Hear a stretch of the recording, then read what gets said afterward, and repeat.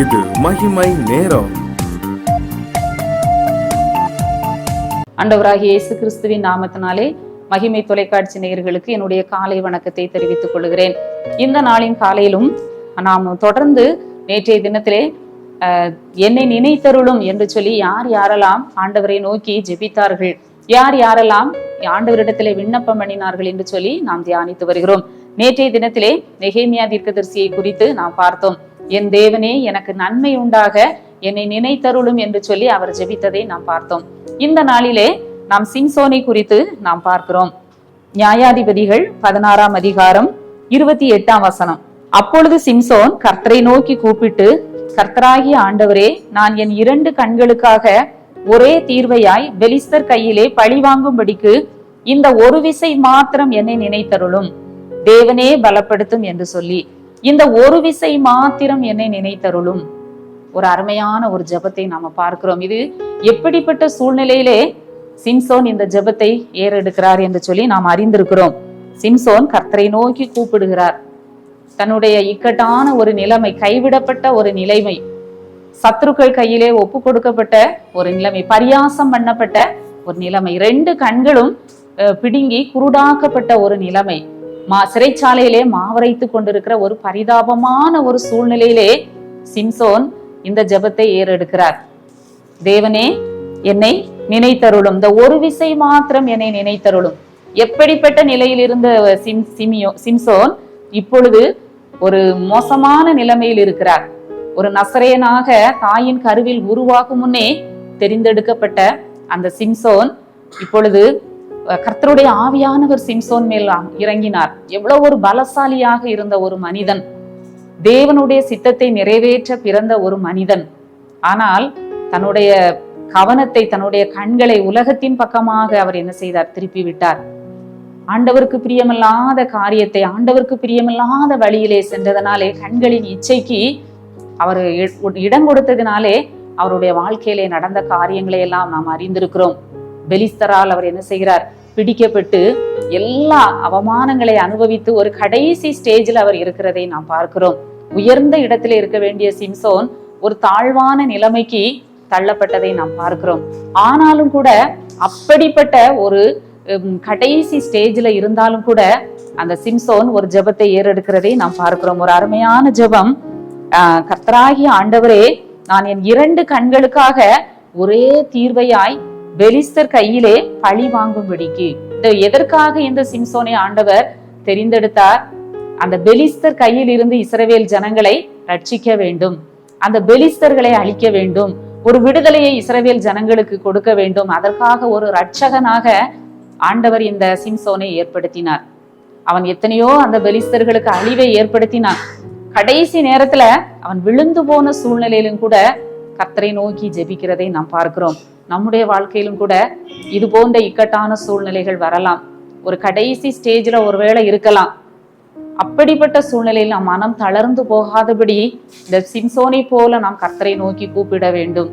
அவன் என்ன செய்தான்? என் தேவனே, இந்த ஒரு விசை மாத்திரம் என்னை நினைத்தருளும்.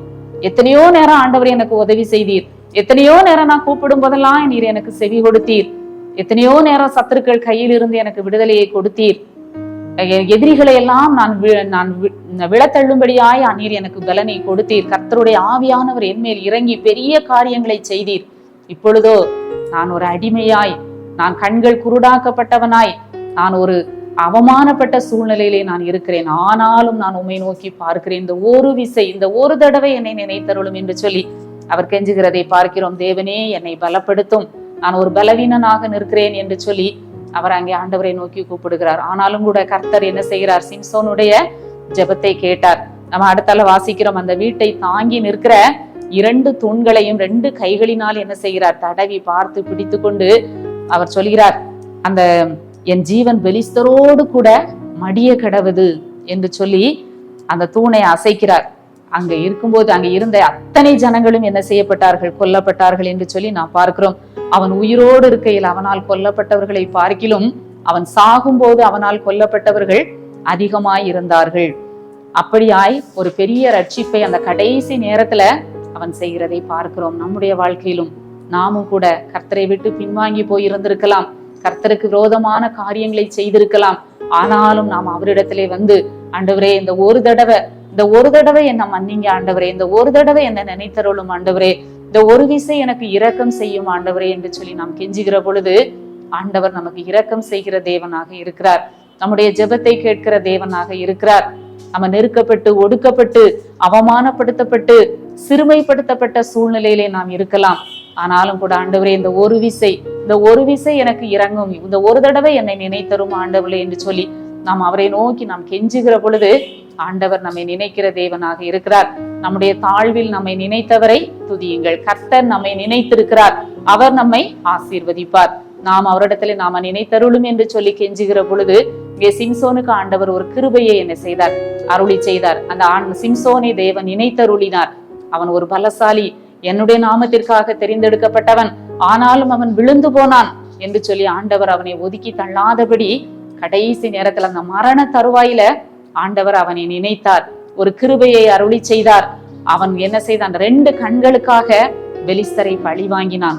ஒரே தீர்வையாக பெலிஸ்தரை பழி வாங்கினான் என்று சொல்லி நாம் பார்க்கிறோம். அவன் அழைக்கப்பட்ட அந்த நோக்கத்தை அந்த கடைசி வேளையிலே அவன் நிறைவேற்றினதை நாம் பார்க்கிறோம். நாமும் கூட ஆண்டவரை நோக்கி அனுதினமும், தேவனே என்னை நினைத்தருளும், ஒரு இக்கட்டான சூழ்நிலை இருக்கிறேன், கடன் பிரச்சனையில இருக்கிறேன் ஆண்டவரே, இந்த ஒரு விசை என்னை நினைத்தருளும், வியாதியினால பலவீனமாக நான் இருக்கிறேன் ஆண்டவரே, இந்த ஒரு விசை என்னை நினைத்து என்னை பலப்படுத்தும் ஆண்டவரே, எனக்கு என்னுடைய பலவீனத்தை நீர் மாற்றும் என்று சொல்லி நாம் ஆண்டவரை நோக்கி கேட்கிற பொழுது சிம்சோனுக்கு இறங்கின ஆண்டவர் நமக்கும் இறங்கி நம்மை பலப்படுத்த உதவி செய்ய ஆண்டவர் வல்லவராக இருக்கிறார். அந்த சிம்சோன் சோர்ந்து போகல. இதோடு இனி ஆண்டவருடைய கிருபை எனக்கு இல்லை என்று சொல்லி சிம்சோன் என்ன செய்யல, அவன் சோர்ந்து அவன் கர்த்தரை தேடுவதை அவன் விடல, கெஞ்சுகிறான். ஆண்டவரே எப்படியாவது இறங்கும், இந்த சூழ்நிலையில ஒரு விசை எனக்கு இறங்கும் என்று சொல்லி அவன் கேட்டு பெரிய காரியத்தை அவன் செய்தான். ஒருவேளை அவன் மரணம் அடைந்தாலும், அவன் இறந்து போனாலும், அவன் சாகிற நேரத்திலும் ஒரு பெரிய காரியத்தை அவன் செய்தான் என்று சொல்லி நாம் பார்க்கிறோம். நம்முடைய வாழ்க்கையிலும் கூட நாம் ஒவ்வொரு நாளும் ஆண்டவருடைய சமூகத்திலே நாம் ஜெபிப்போம். ஆண்டவரே என் பிள்ளைகளை நினைத்தருளும், ஆண்டவரே என்னுடைய சூழ்நிலைகளை நினைத்து பாரும் என்று சொல்லி ஆண்டவருடைய சமூகத்திலே நாம் கெஞ்சுகிற பொழுது எப்பேற்பட்ட சூழ்நிலையிலும் கர்த்தர் நம்மை நினைத்து பார்க்கிற தேவனாக இருக்கிறார். கர்த்தர் நம்மை நினைத்திருக்கிறார், அவர் நம்மை ஆசீர்வதிப்பார். நம்முடைய தாழ்வில் நம்மை நினைக்கிற கர்த்தர், நம்முடைய சிறுமையில் நம்மை நினைக்கிற கர்த்தர், நாம் அவரை நோக்கி கூப்பிடும் போது அவர் உதவி செய்து நம்மை விடுவிக்கிற தேவனாக இருக்கிறார். இந்த காலை வேளையிலே கர்த்தருடைய முகத்தை நாம் நோக்கி பார்ப்போம். எங்களை நேசிக்கிற நல்ல ஆண்டவரே, இந்த நல்ல நாளின் காலை வேளைக்காக உம்மை துதிக்கிறோம், உம்மை ஸ்தோத்திரிக்கிறோம். இந்த நாளிலும் ஆண்டவரே, சிம்சோன் தேவனே என்னை நினைத்தருளும், ஒரு விசை மாத்திரம் என்னை நினைத்தருளும் என்று சொல்லி அவன் கெஞ்சி ஜெபித்த போது கர்த்தர் உம்முடைய இரக்கத்தை வெளிப்படுத்தினீர். ஆண்டவரே, ஆண்டவரே என்னை பலப்படுத்தும், தேவனே என்னை பலப்படுத்தும் என்று ஜெபித்த போது ஒரு பெரிய பலத்தை சிம்சோனுக்கு நீர் கட்டளையிட்டது போல இந்த வேளையிலும் கூட சுவாமி, யார் யாரெல்லாம் ஆண்டவரே இந்த ஒரு தடவை மாத்திரம் என்னை நினைத்தருளும், இந்த ஒரு விசை எனக்கு உதவி செய்யும் என்று சொல்லி ஜெபித்துக் கொண்டிருக்கிறார்களோ, ஆண்டவர் அவர்களை நினைக்கும்படியாய் ஜெபிக்கிறேன். ஆண்டவர் அவர்களுக்கு உதவி செய்யும்படியாய் ஜெபிக்கிறேன். ஆண்டவரை தொடர்ந்து எங்களை காத்து வழி நடத்தும். இந்த நாள் முழுவதும் உங்க பிரசன்னம் எங்களை சூழ்ந்து கொள்ளட்டும்.